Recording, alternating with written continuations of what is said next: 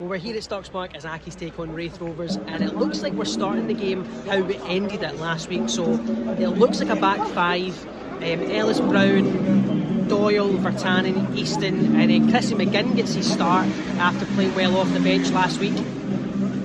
Looks like the two in the middle, Martin and Lawson, and then just looking at the lineup, it looks like Winter maybe behind Ryan and T. It could be changed though, obviously when the teams come out, but that's what it looks like at the moment. I'm not feeling confident. On Twitter I think I've put my prediction as a 1-0 Raith win. I think it maybe could be more, but given Cove won last night in the Friday night game, it means if we don't get 3 points here, we are quite largely cut adrift at the bottom of the table. So we need a good performance here. We need to get 3 points or we'll get cut adrift even more than we already are at the bottom. So fingers crossed we get a good win and fingers crossed a good performance.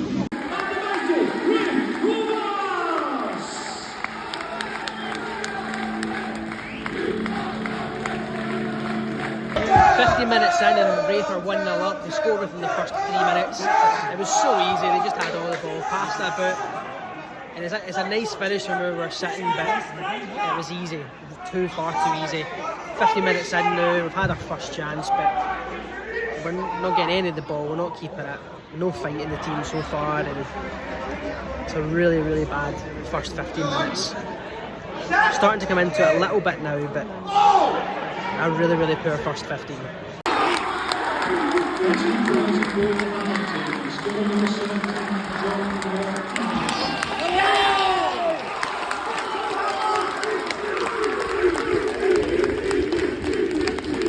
Just as I'm saying, we're being poorly.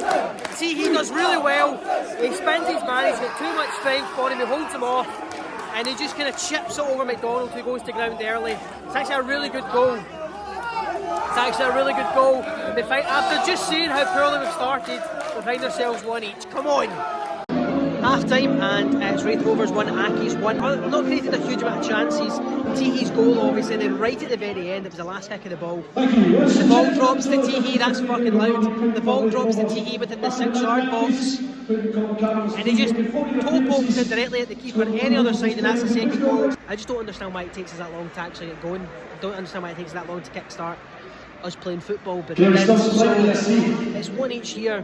The lineup isn't what we expected. It is a 4-3-3. When we're in possession, it's a 4-3-3 with Teehey through the middle, Ryan out right and Winter out left. They interchange, but when they've got the ball, Vertanen does drop back into the back five. It was a brilliant save from Jamie Smith to keep it one each. I want to see a replay of it because it's over that far side. It wasn't clear, but it looked like an unbelievable save. We're sitting in the reaction from the Raith fans and down that far end probably telling us the same thing. So I don't think we'll make any changes at half time. I think the first change would probably be the likes of maybe Ryan O'Reilly, Lewis Smith coming on, something different up top, try to hold the ball a little bit more, and let's just hope we're the one that scores first, which isn't usually the case. So let's hope that's the case in the second half.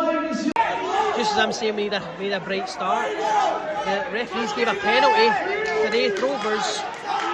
Didn't look like a penalty to me. Vertanen and him just both went for the ball. He just gave a penalty. What a way to start. You can hear the questioning about whether it's a penalty, but didn't look it to me.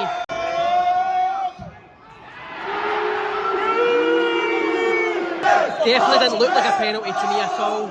Andy Ryan was over complaining to the linesman, how are you not talking to him and telling him it's not. Looks like the referee that gave it, but it wasn't a penalty for me. But we find ourselves 2-1 down now and back trying to fight our way back into the game. Raith have added a third, just as we kind of expected. Well beaten today. I said we wanted a bright start to the second half, we never got it.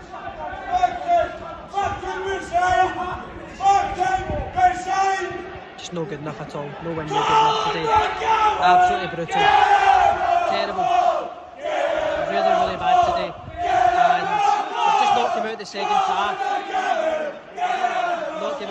half.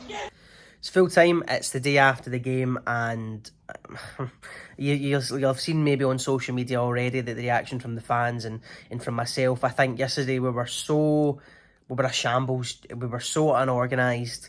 I spent a lot of the game trying to work out how we were actually set up, because I didn't see a clear formation, I didn't see a clear style of play. Our organisation was all over the place, and I think a few Accies fans have already said this on socials, but we made it easy for Raith Rovers. It felt like a training game for them a lot of the time.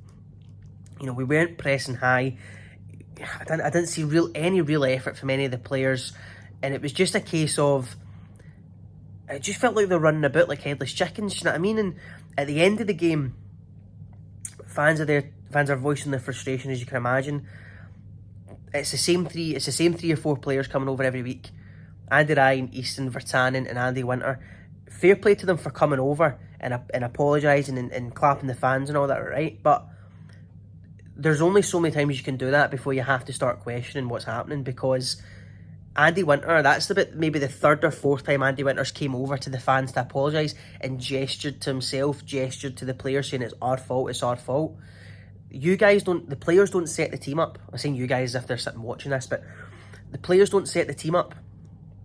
And watching that wasn't a player issue yesterday, that was a set-up issue, that was an organisation issue, that was a lack of leadership issue. Raith Rovers weren't playing incredible football. We were making it easy for them. We were sitting back, letting them have the ball.